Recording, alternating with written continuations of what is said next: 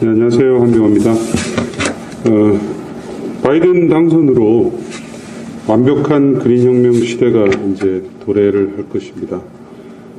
단순히 이걸 환경 문제로 보지 않았으면 좋겠습니다. 이게 한 국가가 먹고 사는 문제가 여기에 이제 달려 있고요. 이걸 잘하지 못하면 좌초할 수도 있는 그런 상황입니다. 트럼프 시대의 미국의 기후 위기에 대한 대응은 주들이 담당을 했습니다. 그나마 주들이 정신을 차리고 있었기 때문에 트럼프임에도 불구하고 뭐 한 100개에 가까운 반환경 정책을 쏟아냈거든요. 근데 이제 주들이 나서서 이 재생에너지 의무 비율들을 갖다가 전부 도입을 해서 현재 한 9개 주가 100% RPS를 도입을 하고 있고요. 이 주들이 계속 늘고 있는 상황입니다. 아마 바이든 당선됐기 때문에 민주당이 야성인 주들에는 대부분 다 이게 도입될 것으로 보입니다. 전기차 정책은 역시 이제 캘리포니아가 주도를 하고 있고요. 캘리포니아는 연방정부 연비 규제보다 더 앞서 있는 연비 규제를 가지고 있는 주였고요. 전기차 의무 판매 제도가 이렇게 이제 되어 있습니다. 만약에 트럼프가 계속되었다면 저희는 2025년까지 연평균 18.3%의 전기차 성장을 예상을 하고 있었습니다. 그런데 이제 트럼프 이슈 때문에 굉장히 잘 나가다가 작년부터 이제 안 좋아졌죠. 연비 규제 이슈들 때문입니다. 그럼에도 불구하고 캘리포니아 룰을 지키는 주들이 14개 가까이 있기 때문에 이제 요 정도 성장한다고 했었는데요. 바이든 당선으로 이게 이제 바뀌게 되었습니다. 대표적인 이게 이 차트고요. 트럼프 이전에 오바마와 캘리포니아가 합의한 이 연비 규제안입니다. 굉장히 강한 연비 규제안이고요. 유럽식의 연비 규제안인데 트럼프가 당선되면서 이걸 바로 깨버렸습니다. 규제가 아예 없게 되는 것이죠. 그러자 캘리포니아가 고안해낸 게 이제 중간 정도의 합의안을 타협안을 갖다가 제시를 했고요. 완성잡체들한테 이거를 이제 강요를 했습니다. 우리 거 따를래? 아니면 트럼프 거 따를래? 트럼프 거 따르면은 우리가 줄 수 있는 것은 아무것도 없다 하고 얘기를 했고요. 그래서 이제 저희 업계에서 보고 있는 것은 트럼프가 계속됐다면 전기차 성장은 별로 없다 미국에. 그러나 캘리포니아식 룰로 가게 된다면 글로벌 표준 정도의 성장을 할 것으로 그렇게 이제 보았었습니다. 그게 이제 이렇게 결론을 내렸죠. 캘리포니아 룰을 따르겠다는 게 폭스바겐, 포드, 혼다, 아우디였고요. 여기에는 이제 트럼프의 룰을 따랐습니다. 제가 이제 이 메리 니콜스의 사진을 넣어놓은 것은 이분을 이제 유심히 주목을 하시면 될 것 같습니다. 이분은 캘리포니아 에어 리소시스 보드, 그러니까 캘리포니아의 연비 규제를 담당하는 기관입니다. 그 기관의 수장이시죠. 수장인데 트럼프가 당선되고 난 뒤에 이분이 이제 트럼프와의 전쟁을 주도를 하고 있습니다. 트럼프가 깨버린 오바마의 합의안을 반대하는 소송을 23개의 주들이 연합해서 지금 진행을 하고 있는 상태이고요. 그걸 이제 주도를 하고 계시죠. 차기 미국 환경청장으로 아주 유력하고요. EPA죠. 우리가 이제 EPA하고 DOE, 에너지국을 주목하는 이유는 그 두 개 기관이 이제 미국의 환경정책을 주도할 것이기 때문입니다. 이번에 개각 발표에 안 들어갈 수가 있습니다. 초기에는 아마 1월 그 상원의원 선거가 끝나고 나면 발표할 가능성이 있을 것 같고요. 왜 그러냐면 이제 상원의원에서 만약에 된다면 민주당이 이제 2석을 더 가져가서 50대 50이 된다면 니콜스가 될 가능성이 매우 높습니다. 아주 선명하기 때문에요. 그러나 만약에 이제 상원이 안 된다면 민주당이 그러면 아마 주지사권 정치권 영역에서 DOE나 EPA에 들어갈 가능성이 높다 그렇게 판단합니다. 이게 이제 바이든의 주요 정책들입니다. 뭐 파리 협약 참여, 그리고 2035년 탄소 배출 제로 카 전력 부분, 그리고 캘리포니아식 연비 규제를 도입하는 것입니다. 미국은 지금 현재 1100기가의 유틸리티 스케일의 발전 캐파가 있고요. 그 중에서 700기가는 확실하게 없어지고요. 원전도 지금 거의 이제 없어져 가는 에너지원입니다.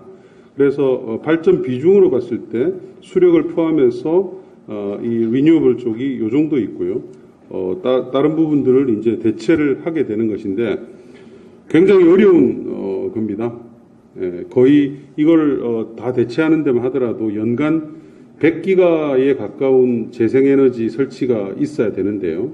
현재 미국이 20에서 30기가 정도 설치가 되고 있기 때문에 호황임에도 불구하고 그렇습니다. 그래서 엄청나게 많은 산업적인 변화가 지금 필요한 시점이고요. 대표적인 정책이 정부가 이제 행하는 이런 그 텍스, 세금과 관련된 이 감면제도들입니다. 미국의 풍력 산업의 업황을 저희는 붐앤버스트라고 합니다. 1년 좋았다, 1년 나빴다. 그 이유는 이제 이 PTC, Production Tax Credit이거든요. 생산세액 공제. 그러니까 재생에너지로 전력을 만들면 킬로와트아워당 2.3센트를 주는 2.4센트를 주는 이 정책이 국회에서 이제 결정을 하거든요. 연 단위로. 근데 그게 이제 빨리 통과가 되면 그 다음 연도가 좋아요. 그러나 그게 연말 가까이 되면 프로젝트 파이낸싱 기간이 필요하기 때문에 그 다음 연도의 상반기가 빕니다. 그래서 이제 붐앤버스트고요. 오바마 때 그걸 이제 극복하기 위해서 다년간 연장안들을 오바마가 이제 몇 번 이렇게 했죠. 3번이나 하면서 미국의 풍력 업황을 사실은 오바마가 거의 견인해 왔었습니다. 지금 현재 맨 마지막에 다년간 연장된 것이 이제 원래 사실은 작년에 끝났어야 되는데 공화당이 아성임에도 불구하고 작년에 한 번 더 연장이 됐습니다. 올해까지. 근데 이제 내년부터는 이게 이제 또 없어지기 때문에 지금 바이든이 당선이 안 됐다면 미국의 풍력 업황은 안 좋았겠죠. 근데 이제 당선 때문에 아마 다년간 연장안이 또 나올 것으로 보이고 있습니다.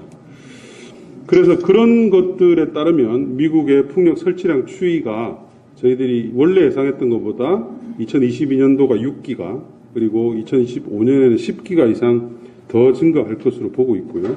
태양광도 마찬가지입니다. 태양광은 PTC가 아니고 Investment Tax Credit, 투자세액 공제입니다. 그래서 이렇게 크게 증가하고요.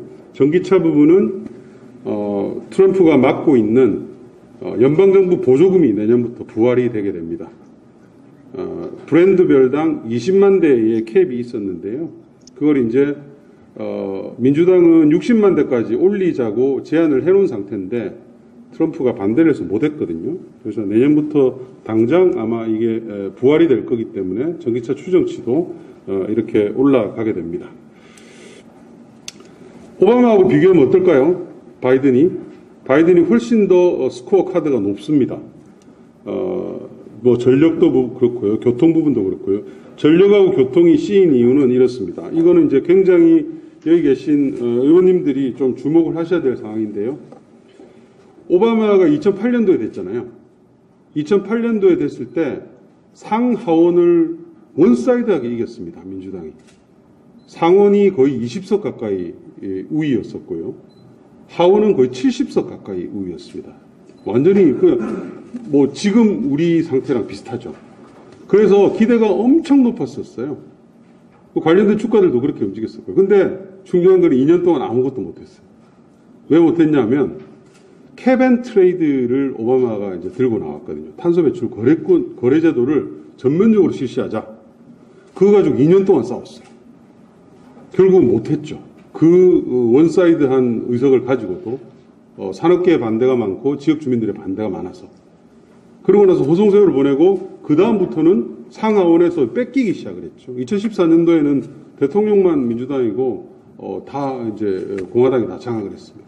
그래서 행정명령만 계속 이루어졌기 때문에 이렇게 스코어가 났습니다.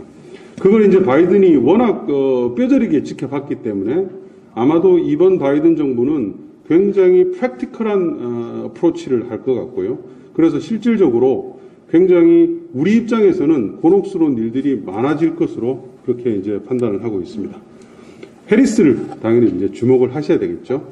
근데 해리스가 작년에 입안했던 법안들이에요. 여기 보시면 그린 뉴딜, 제로 이미션 비클, 굉장하죠. 그리고 2035년에 바이든의 목표였는데 해리스는 2030년으로 굉장히 훨씬 더 적극적인 그런 정책을 가지고 있습니다. 아무래도 해리스가 기후변화 관련 이슈는 주도를 할 것 같고요. 해리스가 입김이 더 세지면 세질수록 훨씬 더 그린해진다 이렇게 보시면 될 것 같습니다. 민주당이 이제 이렇게 할 수 있는 이유는 2008년하고 완전히 다릅니다. 지금은 이 미국의 일자리의 지도 자체가 완전히 그린, 재생에너지, 그 다음에 전기차 쪽에서 헤게모니를 쥐고 있어요. 솔라나 윈드가, 여기는 거의 한 35만 대, 유통 부분까지 따지면 50만 개의 일자리가 넘습니다. 이 부분들이 이미 많기 때문에 이거를 육성하는 쪽이 결과적으로는 국민들의 지지를 받을 수밖에 없는 것이고요. 내연기관차가 압도적으로 많죠. 200만 개의 일자리가 넘습니다. 여기가 스윙 스테이트에 다 몰려 있어요. 이번에 이제 아주 시급을 했죠. 바이든이. 요 스윙 스테이트 졌으면 졌었잖아요. 근데 여기에 일자리가 요 남부 지역이랑 요 스윙 스테이트에 다 몰려 있어요. 그래서 이 부분에서 내연기관차 공장들을 전기차로 전환하는 정책을 적극적으로 쓸 수밖에 없습니다. 그렇기 때문에 그린 산업의 육성이 미국에 너무 지금 절실하다. 이제 이렇게 보시면 될 것 같고요. 우리나라는 과연 그린 뉴딜이 될까요? 그린 스완이 될까요? 이거 이슈입니다. PPA 우리 아직 안 되고 있잖아요. 우리 이제 김성호 의원님 발의하셨는데 연내 꼭 통과되셔야 됩니다. 안 되면은 네, 알겠습니다. 큰일 납니다. 우리 PPA가 지금 돼서 그나마 이제 SK가 먼저 지금 이제 하겠다고 했는데 이제 어쨌든 법안이 통과돼야지 기본은 되는 것이고요. PPA 안 되면 사실 우리 기업들 수출이 막힐 수밖에 없는 지금 그런 구조가 되어 있습니다. 250개 이상 지금 돼 있는데 거의 글로벌 대기업들은 다 여기 이제 들어와 있는 거고요. 이거는 더 심각한 문제죠. 일반 산업들에서 나오는 탄소 배출을 어떻게 감축할 것인가. 이게 이제 유럽의 얘기인데요. 유럽의 대형 철강사들, 티센크룹 같은 회사들, 소형 철강사들, 요게 이제 중소형입니다. 사브라는 회사. 2035년, 2025년 대부분 다, 철강을 만들 때 탄소 배출을 감축하기 위해서 코크스를 지금 쓰고 있잖아요. 그거를 수소로 바꾸게 됩니다. 그래서 이제 EU가 이제 그린 수소를 지금 본격적으로 하고 있는 것이고요. 우리 기업들 이거 대응이 지금 전혀 안 되고 있죠. EU가 이렇게 하는 이유는 미국 철강사도 마찬가지입니다. 제조업의 헤게모니를 자기들이 가져가겠다 하는 그런 이슈 때문입니다. 그래서 우리나라 근데 철강사들 보면 약간 먼 나라 지금 뭐 옆에서 풍을 얻는 것처럼 보고 있더라고요. 그래서 큰 코 다친다. 이제 이렇게 보시면 될 것 같습니다. 배터리도 마찬가지입니다. 굉장히 잘 나가고 있는데 여러 가지 우리들한테 지금 알람 사인들이 많이 나오고 있는 상태고요. 우리나라에는 하나도 안 짓잖아요. 배터리 셀 공장을. 안 짓는 이유는 국내 수요가 일단 작기 때문이고요. 그리고 아까 말씀드린 PPA. 깨끗한 에너지로 전기차 배터리를 만들어야지 완성차체들이 받아주는데 그게 지금 국내에서 안 되고 있잖아요. 그래서 전기차 의무 판매제도 도입해야 됩니다. 언제까지 보조금으로 연명을 할 건지 저는 참 이해를 못하겠어요.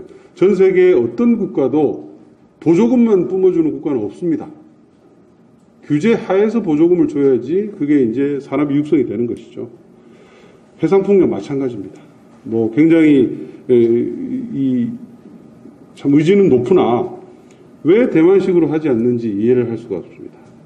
대만은 3년밖에 안 됐는데 목표를 다 달성해서 5기가를 더 늘렸고요. 우리 업체들이 거기에 지금 현재 납품하는 금액이 다 합치면 한 3조 이상 될 겁니다. 대만이 해서 우리 업체들이 살아가는데 우리는 대만보다 훨씬 더 좋은 조건을 가지고도 지금 안 되고 있는 것이죠. 대본 움직이는 거. 네. 네네. REC 가격이 급락을 하고 있어서 내년도에 태양광 풍력 국내 설치량이 어떻게 될지 아직 장담하기 좀 어렵습니다. 올해까지는 태양광이 괜찮은데요. 내년도 지금 사업자들 만나보면 사업 포기하겠다는 사업자들이 속출을 하고 있고요. 풍력은 올해 착공하는 단지가 빵 내지는 60메가밖에 안 됩니다. 빵 내지는 60메가. 우리 정부의 목표를 하려면 1.5에서 2기가 해야 되잖아요. 예. 말만 해서는 되지 않는다는 것이죠. 근데 이제 그게 안 지켜지고 있어서 안타깝습니다. 제가 이제 지방에서 굉장히 요청이 많아서 대표적으로 예를 들면 이제 경남 같은 케이스가 지금 이거 출범해서 하는데 이제 어떻게 해야 될지 좀 문의를 하더라고요.